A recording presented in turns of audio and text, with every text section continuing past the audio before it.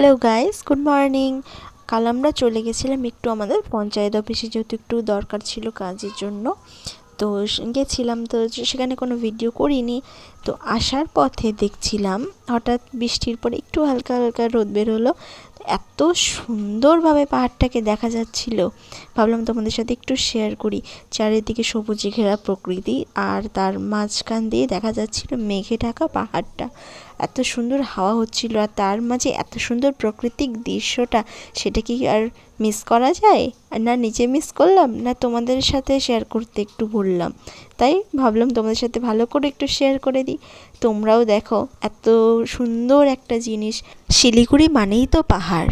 কয়দিনের এই রেকর্ড করা গরমের পর যখন একটু বৃষ্টি হলো, বৃষ্টিতে তো একেতে স্বস্তি একটু, আর তার মাঝে এই এত সুন্দর পাহাড়টা দেখে মনে হচ্ছে আরও একটা শান্তির মতো অনুভূতি হচ্ছে।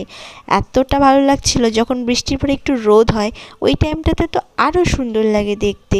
দেখতেই পাচ্ছ মেঘগুলো একদম পাহাড়ের গায়ে ভেসে ভেসে আছে, অসম্ভব সুন্দর। পাহাড় কার না ভালো লাগে, কম বেশি সকলেরই ভালো লাগে।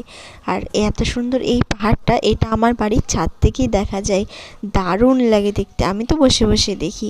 তো আজকের ভিডিওটা এই অবধি, দেখা হবে নেক্সট ভিডিওতে। Tata, good bye.